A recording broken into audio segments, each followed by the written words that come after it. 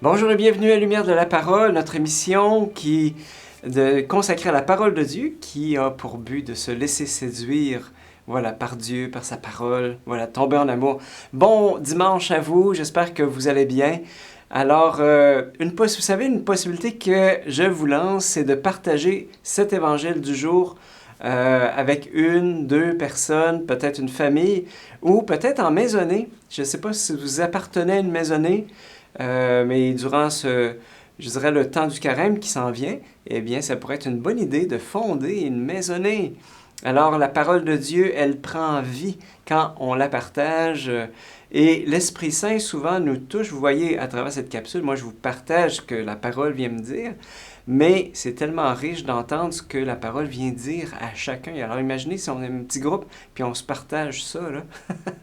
I have a dream, disait Martin Luther King. Alors, moi, mon rêve, là, c'est que tous les catholiques puissent appartenir à une maisonnée dans tous nos diocèses, des petits groupes qui partagent à chaque semaine sur la parole de Dieu. I have a dream. D'ici ce temps-là, que mon rêve se réalise, mettons-nous à l'écoute de l'Évangile de Jésus-Christ selon Saint Luc. En ce temps-là, Jésus disait à ses disciples en parabole, « Un aveugle peut-il guider un autre aveugle? Ne vont-ils pas tomber tous les deux dans un trou? Mais le disciple n'est pas au-dessus du maître, mais une fois bien formé, chacun sera comme son maître. Quand tu as regardé la paille dans l'œil de ton frère, alors que la poutre qui est dans ton œil à toi, tu ne la remarques pas? Comment peux-tu dire à ton frère, « Frère, laisse-moi enlever la paille qui est dans ton œil, alors que toi-même tu ne vois pas la poutre qui est dans le tien? Hypocrite, enlève d'abord la poutre dans ton œil, alors tu verras clair pour enlever la paille qui est dans l'œil de ton frère. Un arbre bon ne donne pas de fruits pourris. Jamais non plus un arbre qui est pourri ne donne de bons fruits. Chaque arbre, en effet, se reconnaît à son fruit. On ne cueille pas des figues sur des épines, on ne vendange pas non plus du raisin sur des ronces.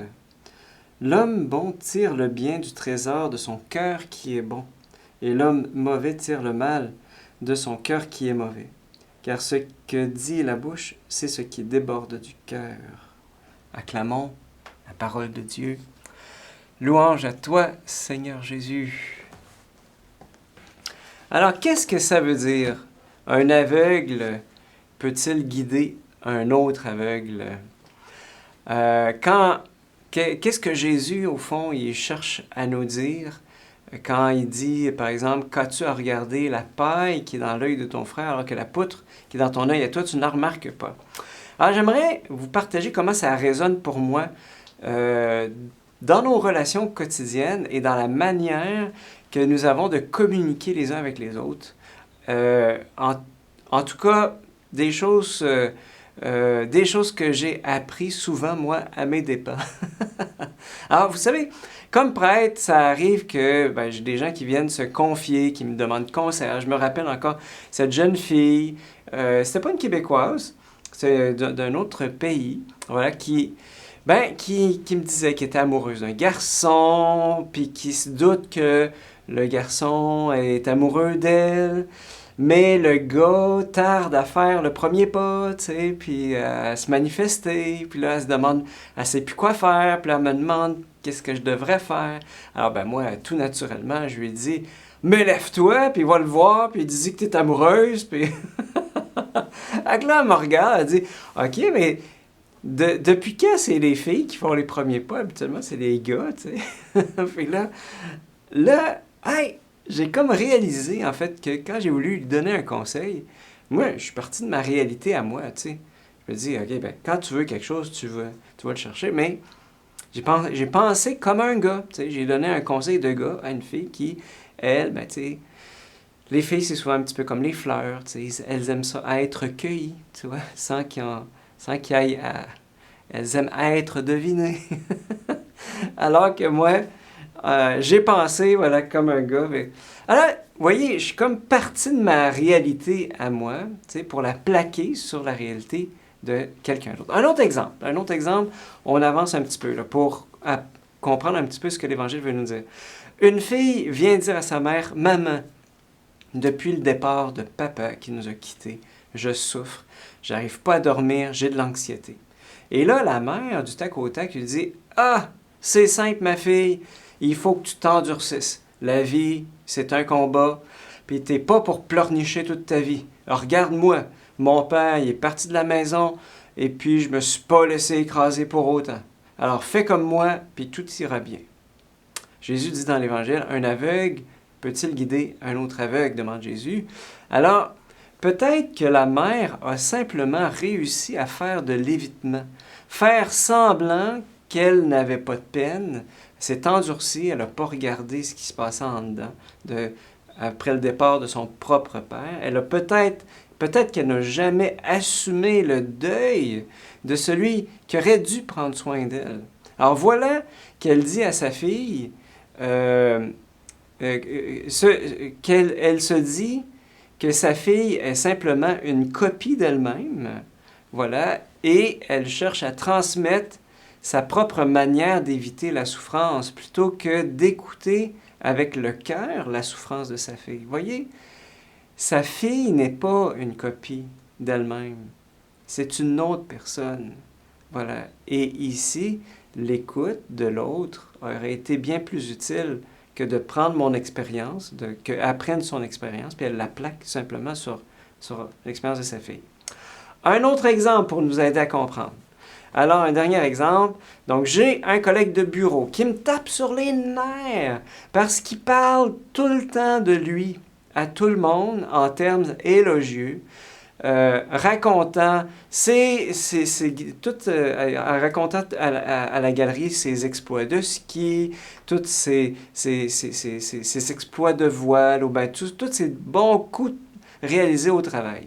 Alors, ça vient tellement me chercher, ça provoque en moi de la colère, au point que je le prends à part.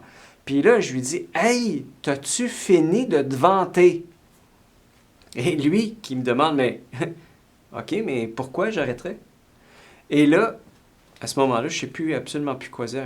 Pourquoi il arrêterait, tu sais?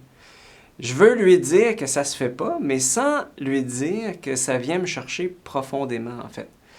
Comment peux-tu dire à ton frère, laisse-moi enlever la paille qui est dans ton œil, alors que la poutre qui est dans ton œil à toi, tu ne la vois pas? En fait, c'est quoi la poutre ici, dans cet exemple-là? La poutre, c'est que j'ai une méga mauvaise estime de moi-même et que je ne parviens pas à me regarder avec bienveillance, alors que le collègue, lui, alors il parle de ses bons coups et ça vient éclairer d'une lumière vive cet espace douloureux de mon cœur où est-ce que j'arrive pas à m'aimer moi-même. Vous voyez, à travers ces 3 exemples concrets, eh bien, je vois que l'Évangile d'aujourd'hui, en fait, peut nous dire quelque chose. Jésus est notre médecin intérieur. Il connaît notre cœur. Il connaît tout ce petit monde intérieur qui grouille à l'intérieur de nous autres. Puis, il est là pour nous permettre d'y voir clair, de se voir aussi en vérité. Et en Jésus, amour et vérité se rencontrent. Il peut nous dire qui nous sommes en vérité et ce, eh bien, sans nous condamner. C'est ça qui est beau. Alors, c'est pourquoi, quand il parle de l'aveugle ou de la poutre, Jésus nous redit l'importance de se connaître en vérité.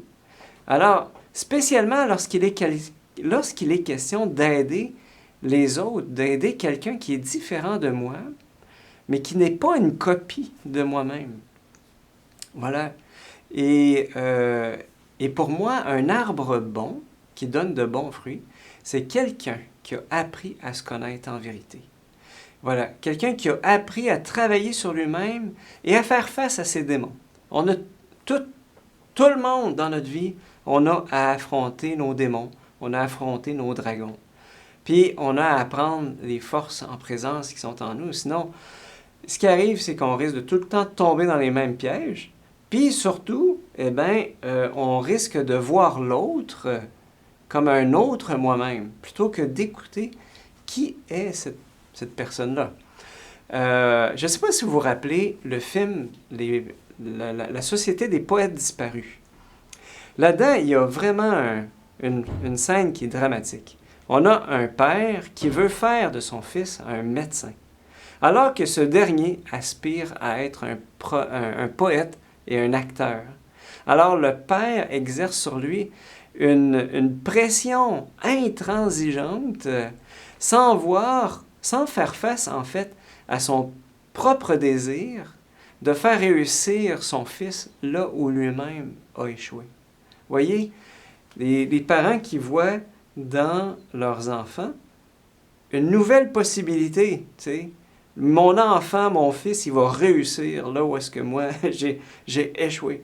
Mon fils, il va jouer au hockey, puis il va être un joueur de la Ligue nationale, parce que moi, quand j'étais jeune, je me suis fait clencher, puis j'ai pas été capable encore d'accepter ça. Fait que, voyez, ben non, ton fils, il est différent de toi. Alors, et pour ceux qui ont vu le film, ben, on connaît l'issue tragique, en fait, de cette relation-là. Et c'est là que, encore une fois, on entend Jésus, un aveugle peut-il guider un autre aveugle? Ne tomberont-ils pas tous les deux dans le même trou?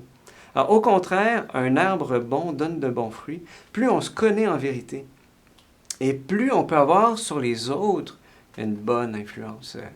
C'est pourquoi je crois que Jésus Christ, il est sauveur, lui qui est la vérité en personne, et son évangile nous permet de nous connaître en vérité, d'aimer les personnes qui nous sont le plus chères, de les aimer en vérité, de les aimer pour ce qu'ils sont, et non pas de les aimer pour ce que je voudrais qu'elles soient. Vous me suivez? Et Jésus, qui est mort qui est mort sur la croix, qui est ressuscité pour nous faire entrer dans une vie nouvelle, eh bien, pour moi, Jésus, il est cet arbre qui porte toujours de bons fruits si on se met à son écoute. Donc, au terme de cette capsule, je te pose la question, quel type d'arbre es-tu? Dans ta relation avec les autres, quel type de fruits l'arbre que tu es porte-t-il? Et pour être plus clair, est-ce que tu aimes l'autre tel qu'il est ou bien cherches-tu à le transformer selon ta vision à toi? Par l'Évangile d'aujourd'hui, Jésus, en fait, il veut toucher notre cœur en vérité, afin que toi et moi, on puisse en fait donner le meilleur de nous-mêmes, de donner vraiment des fruits qui demeurent. Alors, bonne méditation, et on est ensemble, voilà, à se laisser regarder aujourd'hui par la parole de Dieu.